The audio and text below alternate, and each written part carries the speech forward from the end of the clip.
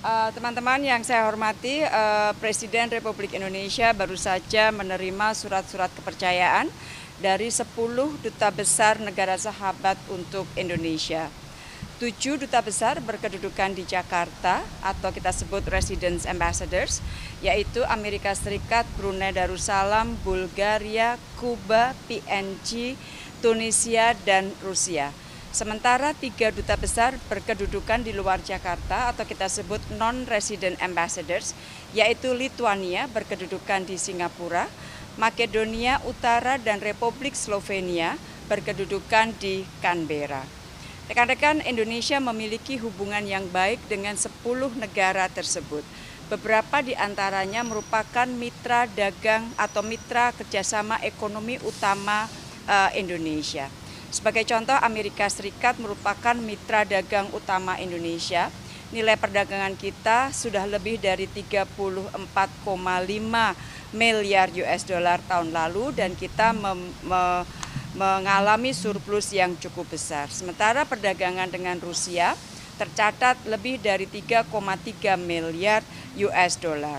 Dan kalau kita lihat 10 negara tersebut, 7 dari 10 negara tersebut kita memiliki total perdagangan bilateral di atas 100 juta US dollar, kecuali dengan Kuba, Lituania, dan Makedonia Utara. Dan kalau kita lihat lebih jauh dari 10 negara tersebut, Indonesia mengalami surplus perdagangan dengan 7 di antara 10 negara tersebut. Nah, di samping itu teman-teman ada beberapa catatan yang dapat saya sampaikan, misalnya dengan Amerika Serikat, sekarang ini kita sedang mencoba mendorong dapat melakukan negosiasi mengenai Critical Mineral Arrangement dan perpanjangan Generalized System of Preference atau GSP bagi Indonesia. Dengan Tunisia sekarang kita sedang mencoba menyelesaikan perundingan Indonesia-Tunisia Preferential Trade Agreement. Kita rencana kalau bisa, kalau dapat tahun ini sudah akan selesai. Dan kalau Preferential Trade Agreement dapat diselesaikan, proyeksinya kenaikan ekspor kita dapat mencapai 32,82%. Dengan Rusia kita sedang mendorong penyelesaian perundingan Indonesia Eurasian Economic Union Free Trade Agreement atau Indonesia EAEU FTA yang tentunya juga akan dapat mendorong peningkatan perdagangan Indonesia dengan Rusia dan negara anggota EAEU. Dengan negara anggota UE ada Bulgaria, Lituania, Slovenia. Kita sedang mendorong penyelesaian negosiasi Indonesia EU Comprehensive Economic Partnership Agreement atau sering disebut CEPA. Nah, masih di dalam kerjasama ekonomi teman-teman, kita terus mendorong agar negara-negara dari Amerika Latin dan negara-negara Eropa terus melakukan penguatan. Indonesia memiliki beberapa inisiatif, antara lain Indonesia Latin America and the Caribbean Business Forum yang tahun ini akan dilakukan pada bulan September di Peru, dan juga Indonesia Europe Business Forum yang tahun ini akan dilakukan 7 dan 8 Oktober di Jakarta, dan juga sekaligus kita akan mengundang seluruh dubes baru atau swasta dari 10 negara tersebut untuk hadir dalam Trade Expo Indonesia yang akan diselenggarakan tanggal 9 sampai 12 Oktober di Jakarta. Selain itu tentunya dengan 10 negara tersebut kita akan bicara mengenai kerjasama dalam pariwisata, konektivitas, pembangunan IKN, dan lain-lain. Sementara dengan PNG, negara tetangga dekat kita, hubungan kita sangat baik, tidak hanya bilateral tetapi juga dalam konteks Pasifik, karena PNG memiliki peran yang cukup penting di Pasifik, dan teman-teman tahu bahwa Indonesia ingin memperkuat kerjasama kita di Pasifik. Dan tahun ini juga merupakan tahun yang istimewa bagi Indonesia Brunei, 40 tahun hubungan diplomatik, 75 tahun dengan Amerika Serikat, dan 75 tahun dengan Rusia. Jadi sekali lagi itu yang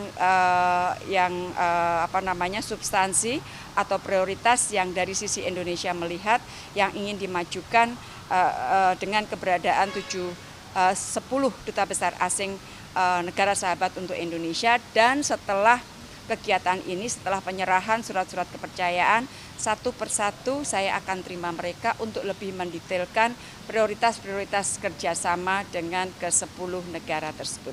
Demikian teman-teman, terima kasih.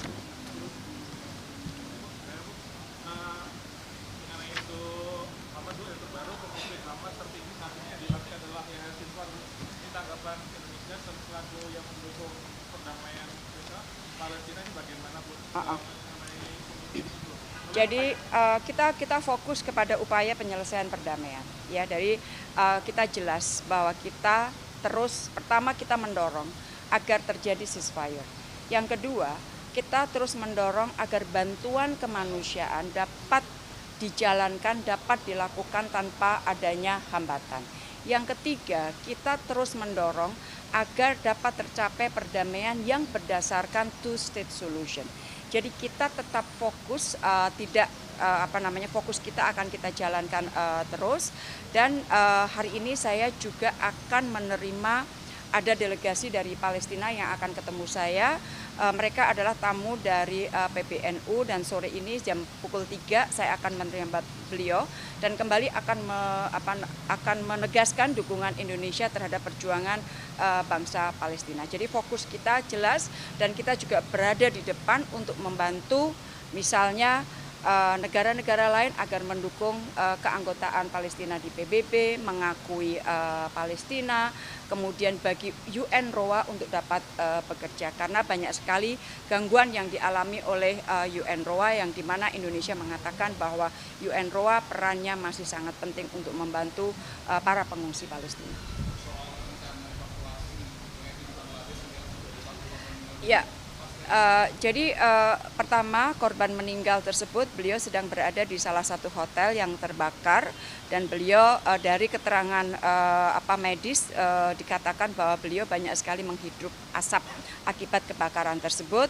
Dari pihak Indonesia, dari pihak kita Kemlu sudah berkomunikasi dengan pihak keluarga dari Kemlu dan juga dengan duta besar kita di Dhaka terus melakukan komunikasi untuk bagaimana dapat melakukan evakuasi sebaik mungkin. Hal yang sama kita juga lakukan dengan Libanon, dengan WNI kita yang ada di Libanon. Kita sudah tetapkan Libanon sebagai siaga 1 sehingga upaya untuk melakukan atau komunikasi untuk melakukan evakuasi sudah terus dijalankan.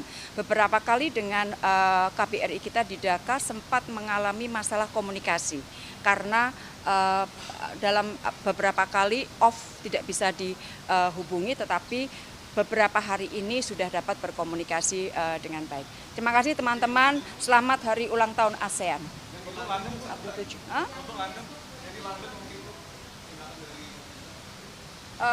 Kita selalu WNI ya, jadi kita selalu begitu ada satu masalah, kita locate WNI ada di mana, terus kemudian dari pihak kedutaan besar kita di London memberikan laporan atau sebelum memberikan laporan tentunya mereka melakukan kontak dengan WNI kita terutama di daerah sekitar yang terdampak.